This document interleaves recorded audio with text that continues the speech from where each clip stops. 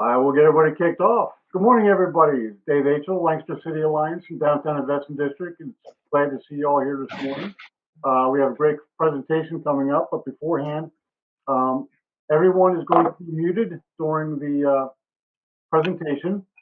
As usual, if you have any questions during the presentation, please put them into the chat, and we will get to those questions at the end of the presentation.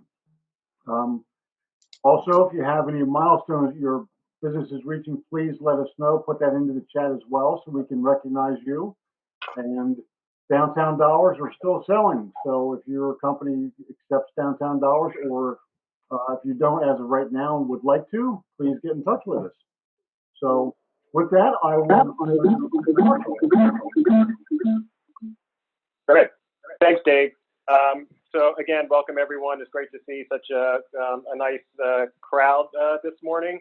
Our virtual merchant meetings, I think, have been very successful. So I just want to thank you all for taking the time and actually providing input so that we continue to be able to give you the information that is helpful for you, not only through this COVID-19 mess, but for the survival and for your businesses to continue to not only be alive, but to thrive. We want to get back to that. So I would be remiss if I didn't talk a little bit about what the city and the country is going through right now. So I wanted to, before we get started, I wanted to share with the merchant community the position statement that we released, Lancaster City Alliance released last week in response to the Black Lives Matter.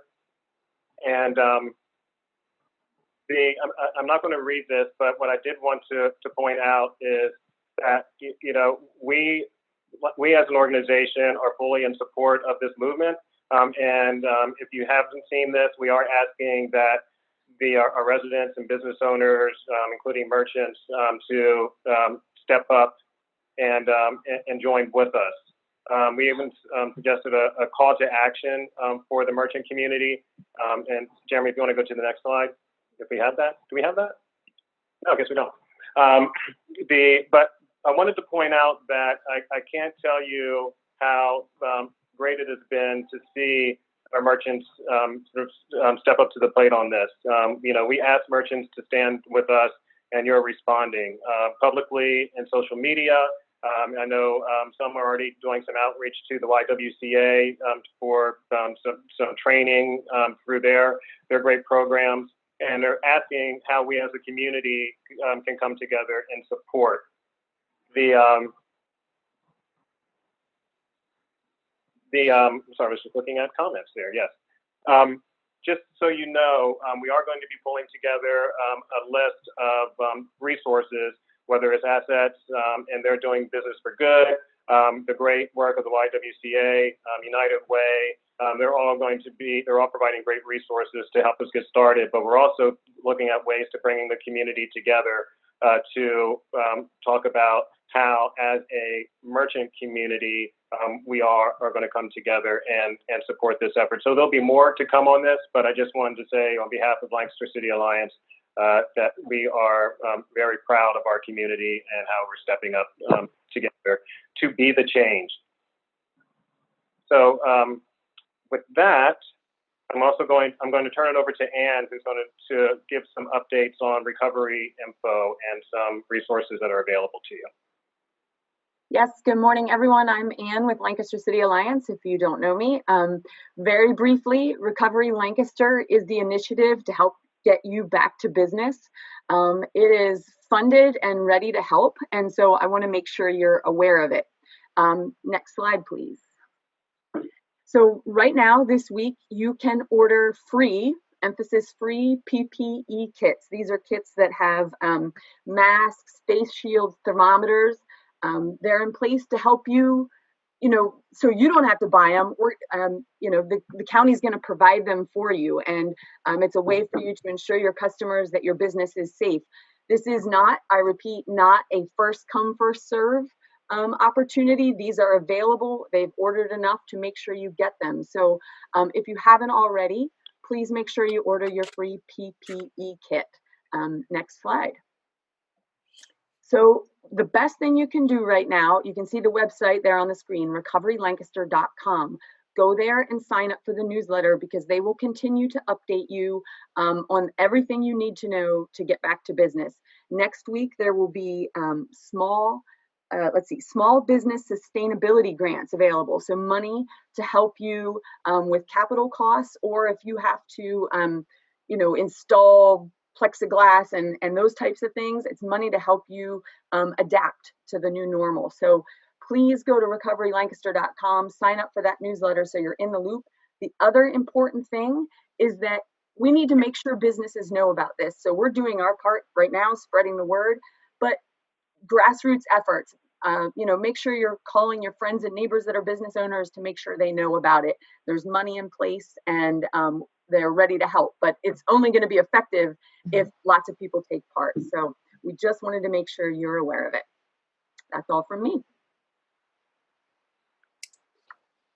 Great. Thanks, Anne.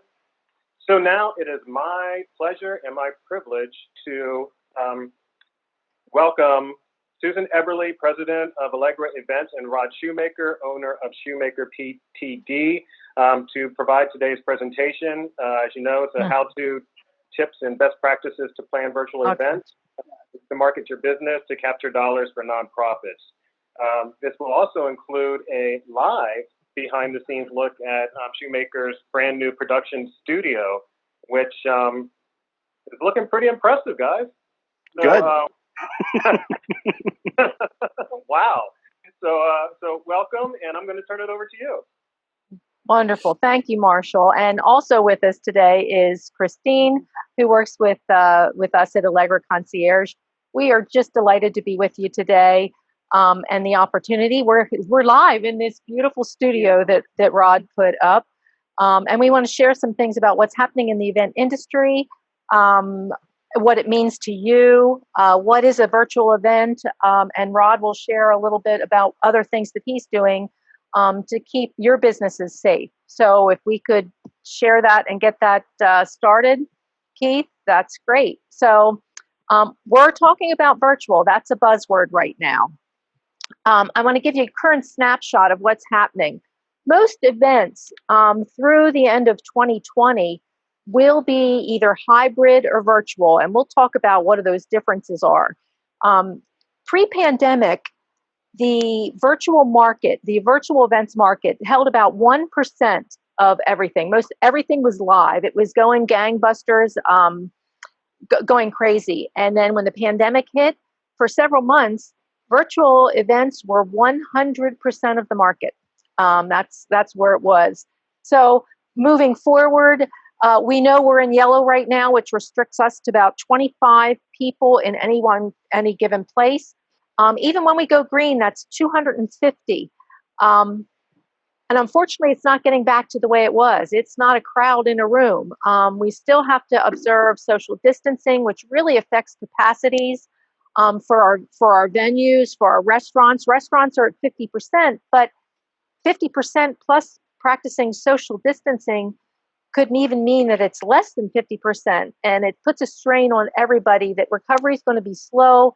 It's going to come out of science until we can get that vaccine in place. There will still be risks remaining through the first quarter of 2021 unless we miraculously have a vaccine. And it's a case where smaller gatherings will be much more the norm. We're seeing from the events industry, it's going to be about 50 is a sweet spot, but there's challenges with that. So everybody says, I've never heard of a virtual event before, but we all have. If you've ever watched the Olympics, that was a virtual event. You watched the sports, a sports team, anything like that. This year, we've seen graduations go virtual. We had the privilege of transitioning the YWCA Race Against Racism to a virtual event this year. Jumping on that, what other events, Rod and Christine, what are you seeing? I mean, mini weddings, micro weddings, basically, people are celebrating with families through Zoom. You see these things, you see, people coming to like a drive-in kind of, wedding, or also the drive-in theater stuff is happening too. I mean, there's just a transition of trying to get people to engage with this new change of restrictions. And Christine. Yeah, I mean, we've seen a lot of events. So it just takes a little innovation and creativity to transition into a virtual event. So we've seen musicians and artists do demos, and just to try to get the word out there and showcase their services and offerings. So, Well, and of course today you're virtual. We're having a virtual meeting. So I understand too that the wedding market, what's trending is micro weddings. Right. So I'm part of that is how we do business and what we can do to be safe during an event. So I'm going to turn it over to Rod and let him talk about what they're doing in addition to building this beautiful studio. So Rod? Well, I want to kind of start off by saying good morning, everyone. I want to give you a little introduction, certainly, to, most of you know of Shumaker, but we've been in this community working for 17 plus years. And, things change pretty rapidly, as we all experienced. And so we had some choices to make in the sense of, do we just shut down and try to just weather this and figure out what's going to happen? Or we decided to look at the opportunities of the skill sets that we had in-house and how we could, move to some other opportunities that were out there. And so the one was obviously to do the studio, which we'll show you later, show you what the possibilities are. And we're always open to the conversation of what those could be for the business community and for the organizations out there that we've served. So another thing that we got into was providing the PPE dividers in a very simplistic standpoint of trying to get social distancing in for different warehouses or workstations. This is, using like a 6 mil or 12 mil plastic vinyl that, is cleanable, but allows like the clear that you're seeing now is really giving you an aesthetic value that you're seeing through the space. So like an application I think about is like a barbershop who, has a limitation of how they can be close, but you could put a divider in like this and still see through the space and keep the aesthetics sort of intact, but still maintain some of the distancing that's being requested. So some of the challenges that we face with that as a result, and I can see too, Rod, something in front of the cash register. I've seen people put clear barriers between several bar stools in a restaurant. What we're seeing is so much innovation coming out of this, but challenges remain. So let's say we're in green. We can get 250 people together, but we still have to do our due diligence. Do we do temperature checks as they enter? And I'm talking public gatherings. Do we do temperature checks?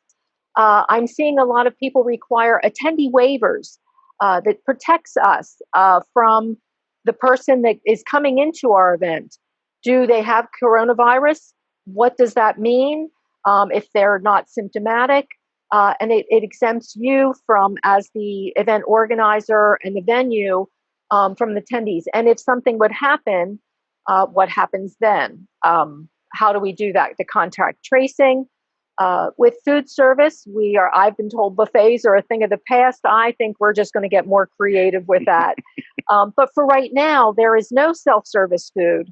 And we're seeing again, innovation after innovation after innovation. There is no guidebook, no pandemic 101 for dummies, nothing like that. So everybody is doing the best they can we're in the trenches trying to make things happen to get back to the next normal. We're going to see changes that will be in place similar to 9/11 that will be permanent. But right now we're going to see a lot of temporary changes until we can get through to the other end.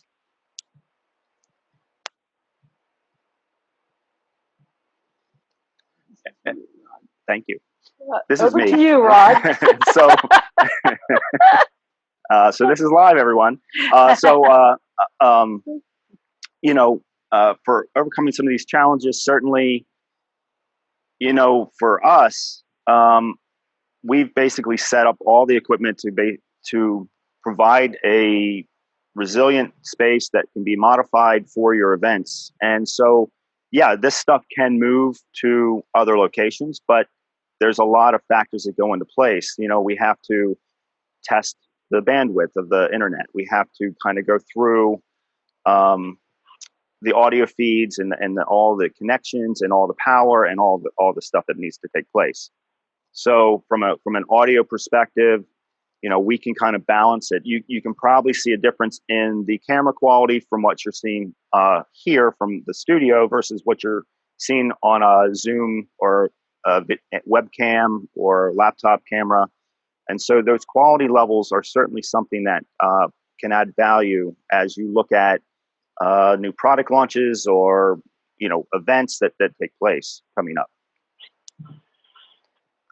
Other things that one of the things that, if you think about our events and how we've run stuff in the past, they run similar flow patterns here at the studio. It's the same workflow of an event. You have the opening, the meat of that, and then everything else goes through. So that show flow is very similar. It's just that you're now viewing it from a different perspective. You do have the challenge of, how do I network with the crowd? How does that piece become an engagement? And I think we are continually trying to reinvent how that is a possibility to get that value, because a lot of our events are that interaction, those personal connections that we've had at the beginning of the events. And all these things can be done through chat, through split screen technology, all those kind of things. So working with Rod, it makes a difference with everything. So here's going to be a little bit about showing what's happening. That's back to you. Back to me. So yeah, streaming content. I mean, it's all the things that we talked about. We've set safe distances here in the studio, and we're going to show you a short walkthrough of that coming up. But it's really about just building the infrastructure in place. And so from a cost perspective, I mean, we're not having to load a truck, move all the equipment in, and then set it up, verify. We can have that equipment here ready to go with a resilient system that's able to help provide these events. So what is a virtual event? It's just like how Rod and Susan shared. It's not much different than a live event. So content is key. So you really need to focus on your why. Why are you having this event? And we're going to talk about how you choose the right platform later on to fit that. But you really want to start with your why. And content is key. You want to keep your audience engaged. Have short 3 to 5 minute segments. Have variety, just like a TV show. You want to keep everyone interested, because there's a lot of distractions out there. The dog needs let out. The kids need fed. You want to see what's trending on TikTok or the new Netflix movie of the week. So we just want to keep it engaging. And like Rod said, the chat feature is so important. That keeps everyone engaged and interacting with you. But it is important that you have someone monitoring that. The worst thing you want to do is broadcast that you're doing a live event, and then when someone's on the chat with a question or they really want to engage with you, they're met with silence. So that's a key indicator. What is a hybrid event? It truly is the best of both worlds. So you can meet people where they're at. You can have an in-person event, whether that be 25 as it is in now in yellow or more. And but you're also broadcasting live that same content out, whether it be in someone's home or a watch party of some sort. So it's meeting people where they're at. So if you have people that are hesitant to be in large groups or to travel at this point, you're still able to engage with them and get that content. We see hybrid here to stay. So your geographic reach is expanded so much. You're not limited to in-person room capacities or just drawing from a certain area. Really, you can go across the country with your content and sharing your story. And certainly with the hybrid events and the live stream, I mean, you can reach broader audiences from a from a nonprofit standpoint. You can have more people actually attend your event, and you can reach more people, as Christine mentioned. So, but yes, I mean, that's really a lot of it. The live stream is, it's the thing that's here, and it's going to stay and continue. So, yeah. So tell us a little bit more about what is live stream? What does that mean? I don't understand that. Give us a little bit more information. Well, live stream is something that, we're live streaming right now. That's an example of that. So, and live streaming in events, certainly for us is, having that live component. I mean, that's where it's kind of a switch between live and hybrid, because this is kind of hybrid in a way because we're doing live stream, but then there's remote people elsewhere with the Alliance doing their thing. So, and there's different ways that can work, certainly. So, okay, so let's talk about what is pre-recorded. When we're doing a live event, there's pre-recorded segments that are going to happen. A video, it's a success story, an honoree, those kind of things. So you're saying that we're live streaming, but then there's going to be some pre-recorded. How does that all hang together? Well, that goes back to what I originally said about show flow. It's like if we were setting up the chamber banquet in the convention center, we have the opening video, and then you go into, usually Tom Baldridge's remarks, and you kind of go through that sequence. And so that's kind of similar here. We're playing the same video just through your TV set or your computer, and then there's a live person or pre-recorded, depending on if there's an interaction piece. But all that stuff can be pre-recorded and set up in a queue and run out just like a show is done in real life, when we used to do things. Okay, so essentially it's like watching a television show. It's broadcast, it's pre-done, it's all arranged, and it allows for things to be put together as a production. Basically, it's a production. It's important that we partner with professionals because it's so much more than a Zoom call. So, Christine, can you speak to the importance of that? Sure. This is a time where you really want to seek help. Just like we come together every week at our meetings, and that's the spirit of Lancaster, is to really help each other survive during these really unprecedented times. So, we don't advise all the time that you do it for yourself. We hope that you will check in with us and sort of brainstorm the best way in which to communicate that. So because there is, like Rod said, the production team and the quality, and are you worried that you're going to freeze on screen? You don't want to have that happen if you've invested so much time and have an audience watching you. Bandwidth, the proper platform we're going to talk about next, and knowing what works and doesn't work. So let's learn from everyone's experience in this new world. I know for us, it's a lot different. When you're speaking to a live audience, right now I'm watching red lights flash back and forth between cameras so we can make eye contact with you and think we're paying attention. It's a totally different environment. So even when you're looking at talking with MCs, there's a little bit more that goes in than just arriving an hour beforehand and just kind of run through.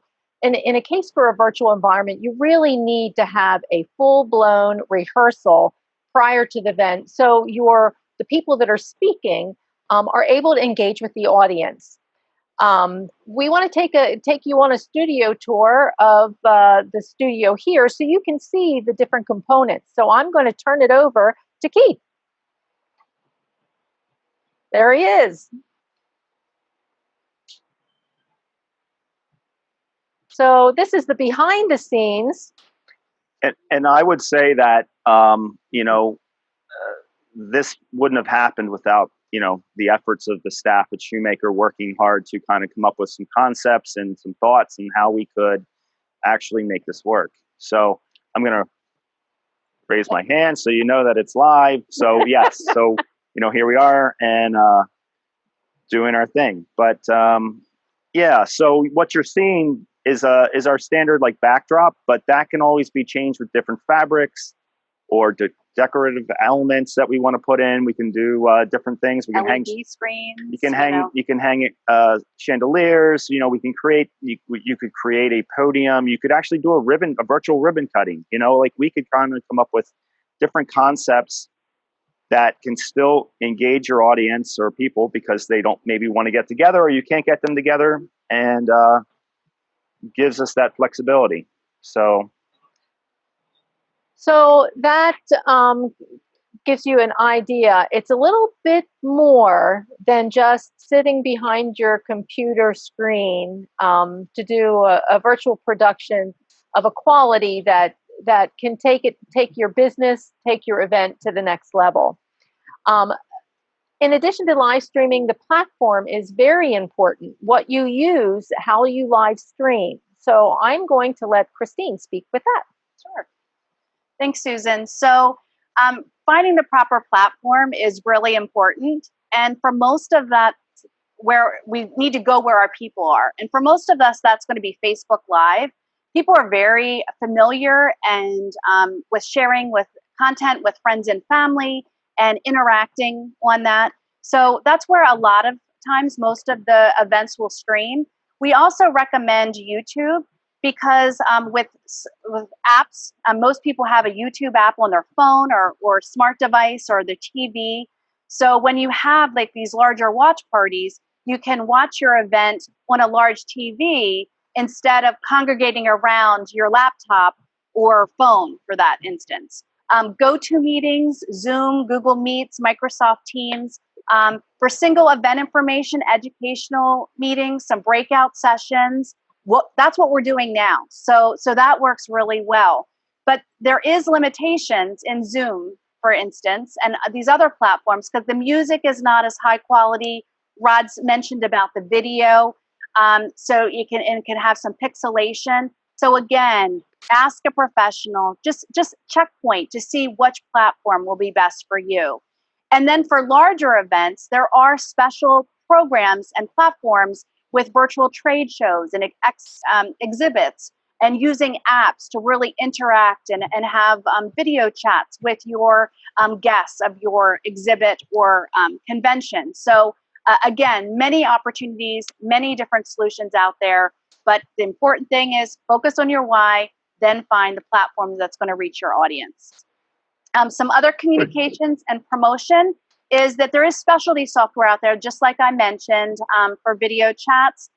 There's also event management and if you're a nonprofit, we're going to talk a little later and show you an example of how you can bid and fundraise using some special online platforms.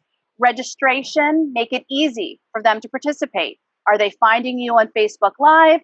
Or do you have a keyword where it's a one check-in? They just have to text a keyword and they're into your event. So make it easy. Eliminate all the barriers. Create a hashtag for your event. So to help promote it, to help create community and connection, and that's what we're all striving to achieve. And then gamification. We've seen anything from trivia movie nights to, work party, mixology classes and happy hours and escape rooms. So really, again, your imagination can happen and there's many different opportunities out there.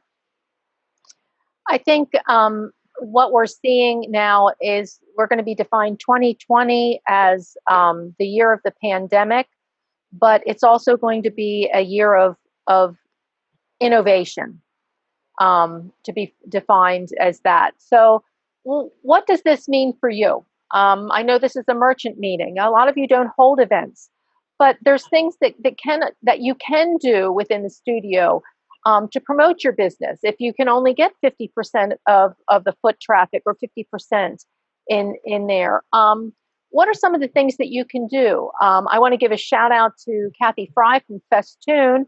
Obviously, her little her posts on Fridays. I'm guilty of, hey, this is great, and I made a call and did a curbside pickup.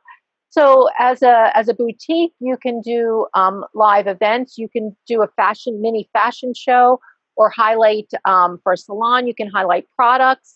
You can do before and after, how to do an updo, creative things to put out that to get your followers, to get people to come into the shop to make those reservations.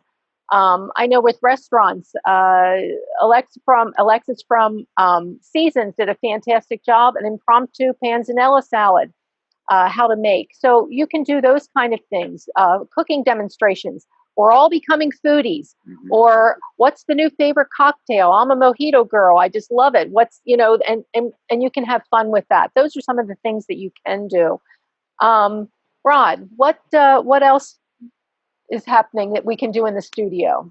Well, my wife is the art teacher at the New School of Lancaster, and so since a lot of her summer camps have been canceled from an art perspective, she's offering a gnome and fairy garden workshop for kids, 3 1-hour sessions where she's selling a kit, and she'll come into the studio and do a 1-hour session with students to build these kits. And so that's just a way that she's kind of found, we're hosting it to try to see how it works and see that she has that interactive piece with students. But, as the school systems are still not sure what they're doing too. I mean, there's also possibly tutoring opportunities too in a larger sense. I mean, I think there's just a lot to explore and see what makes sense as we continue to move down this road. And Christine, you've had some experience with a music festival and some other things. If you could jump in here, that'd be great. Sure. We've had a lot of artists, their world has changed along with the event planners of the world. We've seen different artists host musical nights where maybe they'll have sort of a virtual tip jar, and they'll benefit a local nonprofit.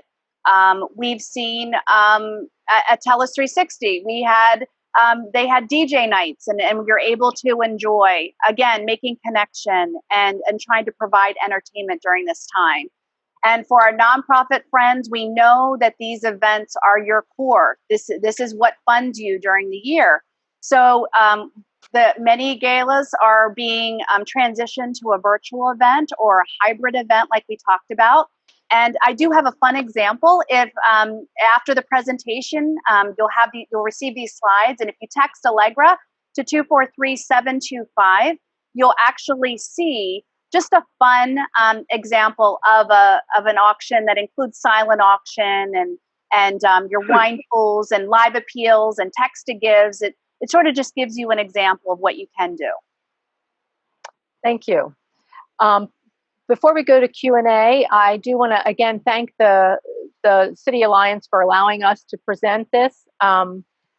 We stand with you with your statement with Black Lives Matter, recognizing YWCA's efforts as well.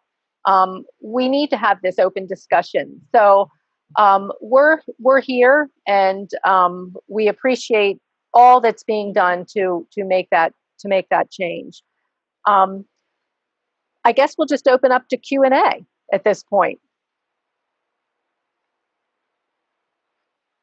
Do we have any questions that came in? Someone will have to read them to us because we don't see them. Lydia Martin asks, how do hybrid costs compare? With hybrid costs compared to a live event, what you'll see is you still have you'll have your venue cost and your food and beverage for a reduced amount of people. Then you would take whatever those other costs would be, whatever cost savings by having that reduction number would go into the production side of the live stream from the actual event. It's a balance. You have to work the budget just like anything else, do a cost analysis, and I'm sure Rod can work with you on that. A hybrid he would bring the equipment in to live stream from a specific venue. Yeah, it'd be a partial kind of blend of that. I think that rehearsal piece, there's a little more probably labor on that side versus the equipment, but that's going to be kind of subjective to a case by case basis based on the needs of the event and what's actually trying to happen. Right. So, and some of them, it doesn't have to be a large scale in person. We find I come from the nonprofit world, so, budget really matters. And so, it could be broadcasting your event, your live stream event in a situation like this at a studio. And then you could be into individuals' homes and watch parties. So that's sort of a hybrid event, but the scale is so large. So it's really, again, like they said, on a case-by-case basis. And working with us, just like anything else, no two events are alike. I don't even care if it's the same organization doing the same event year to year. Things change. We try to keep things fresh. We try to be innovative in everything we do. And everything is customized for the client as much as possible. So the cost, you can do a hybrid event, looking at your cost the same it would be as a full-blown large live event. But you will possibly reach a larger audience. I mean, Yes. That's also a possibility. You're getting maybe more eyes on the screens and different things. But I think it is key that we touch points on. You can't go to the same 3-hour segment of an event. You really have to be more concise with your messaging and how your content's structured so that you can keep the attention of your audience. Yeah, that we're told that the attention span at a virtual event is 50% that of a live event. And I don't know about you, but anymore I see something that's 5 minutes, 6 minutes. I'm like, I don't know if I can stand to watch the whole thing. So, keeping things short and sweet and keeping that pace. If you can think of a television production, that's how you have to treat an actual virtual event. So, do we have any other questions out there?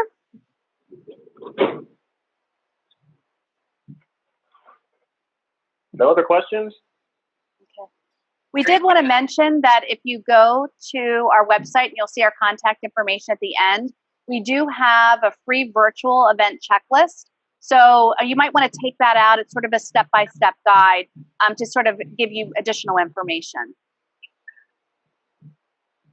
And we will be distributing this, your slideshow and this video. So for folks that wanted to go back and review some information, it'll all be available to you.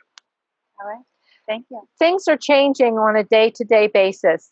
I talked to someone yesterday who has events planned in July, and the people are saying, can we have the event? And the answer is, I don't know. That is the most frustrating part about all of this. We are only going on what we're seeing in the events industry, talking with industry leaders, what we expect. And but we are all in this together, and we will get through it together. The Lancaster community is like no other, and I'm just so happy to be a part of that.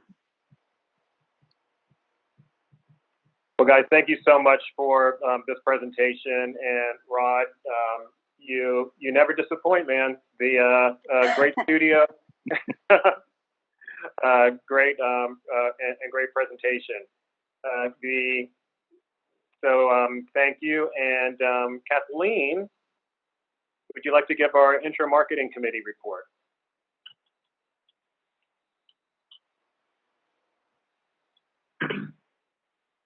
Hello, everyone. I suppose the biggest news that I'd like to present right now is the fact that today launched Lancaster City Indie Retail Week. Indie Retail Week this year will be July 17th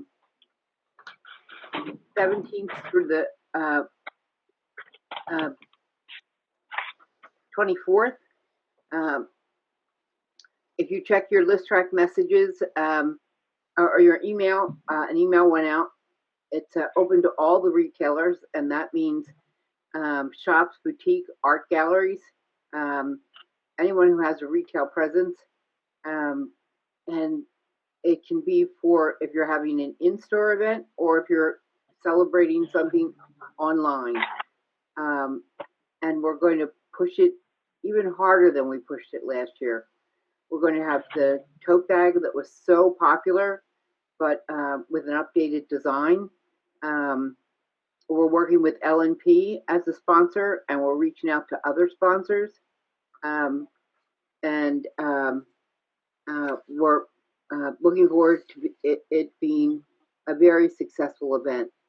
So those of you that are not retailers, I hope that you will get behind it by supporting our retail community that needs your help more than ever, because as Susan said, Lancaster is a community like any other, and I really believe that we will be one of the communities that is an exception to the rule, and we will survive and thrive. The MIM committee met, and our next virtual merchant meeting is next Wednesday, June 17th. And Craig Cosda, the Vice President of Quantum Dynamics, that's the same company that brought you the City of Lancaster's brand new website. And he has a marketing strategy called Build It and They Will Return. And it's a multi-level about building a new business landscape and adopting it to a multi-tiered marketing strategy that reflects the new normal. And what he's going to be talking about that I found so intriguing, and so did Marshall when we read the summary of it, he's going to be talking about working with your neighbors.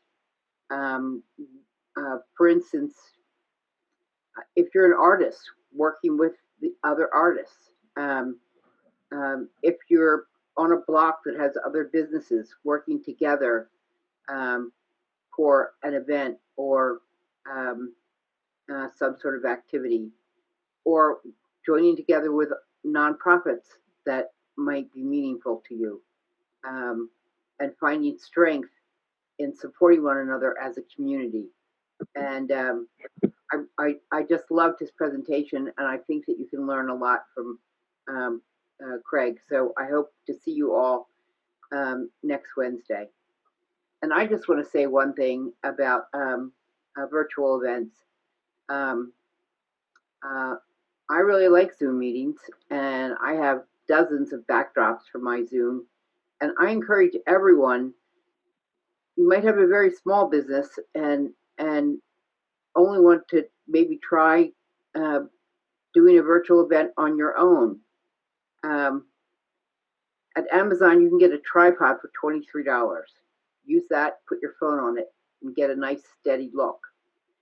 You can buy lights for about $40. Light up your room. And do a Facebook Live. Freeman Stolfus did a Facebook Live, and he had 2,000 people between that day and the next day check in.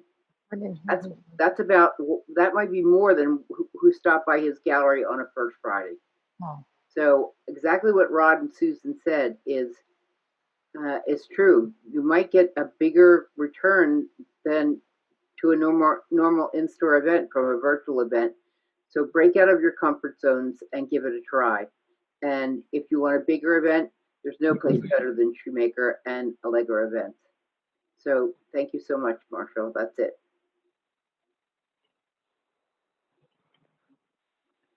Great, thanks, Kathleen.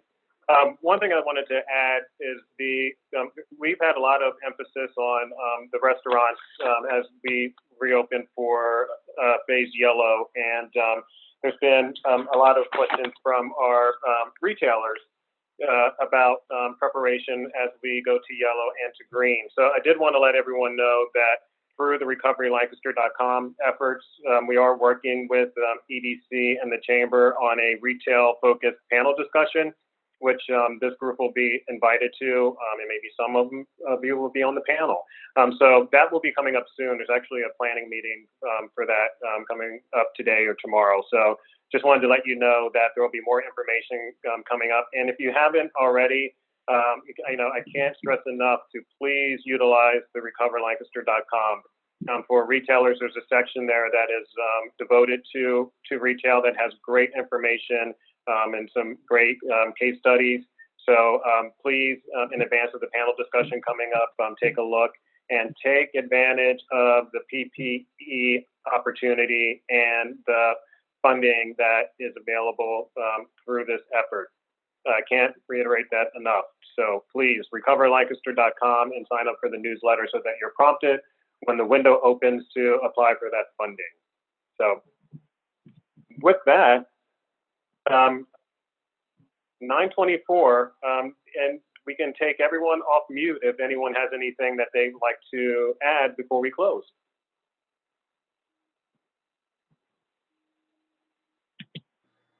All right.